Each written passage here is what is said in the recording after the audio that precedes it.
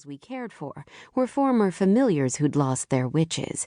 They still made great companions regardless of their circumstances. I patted our goat, Gertie, on the head as I passed by her. I tried not to wonder where she'd gotten the flowers she was currently chewing on. Our enormous stone house resembled a fairy tale castle, complete with a drawbridge stretching across its moat, and 6 tall towers. The arched doorways and stained glass windows were reminiscent of the Middle Ages. Or maybe they were from that era. No one knew how old Dark Hollow was, but we'd found records showing the house was here well before the town around it. No surprise, given that the Fairfield line of witches spanned centuries. When I entered the house, the aroma of freshly baked muffins greeted me. A voice called out from down the hall. "Is that you, Grace? I'm in the kitchen." I glanced at Portia. "We better hurry. She sounds frazzled."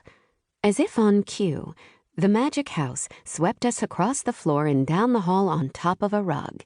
It deposited us gently in the kitchen. "Thank you," I told the house. I turned to my sister, who had flour up to her wrists and several bubbling pots and pans. "What's up, Kit? I could use a second pair of hands. Would you mind being my sous chef?"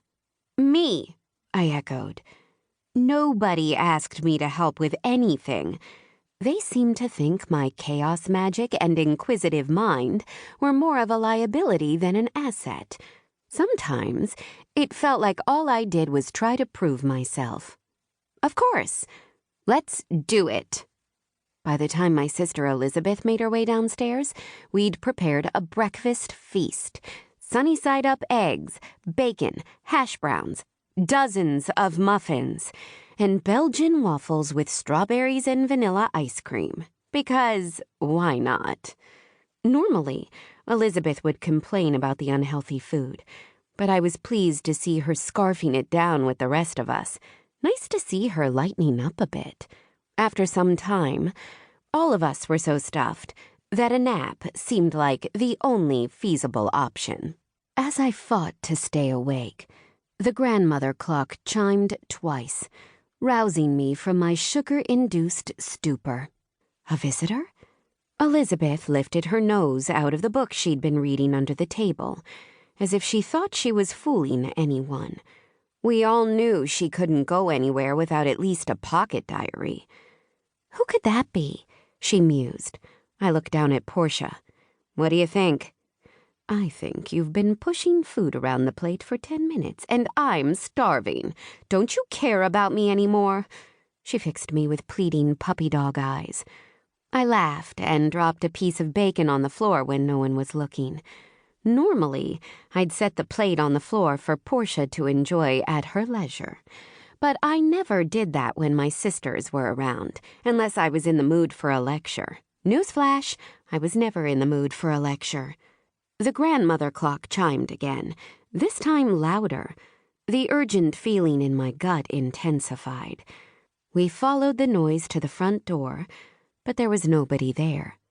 My sisters stood staring at the empty yard and then back at me, as if I had something to do with it. All I could do was shrug. The clock chimed again, louder than ever. Kit turned to marvel at it. "There's nobody at the door."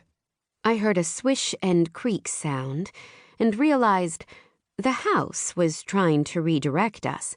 "I think I know." My sisters followed as I hurried to our painting of the Dark Hollow estate, which was shifting from side to side. The framed picture was actually a portal that led to other magical portals across the country. "I think we have a visitor from the other side." Kit's eyebrows drew together in concern. "The other side? Like a ghost?" I pointed at the painting. "No, the other side of the portal." I couldn't be certain, though.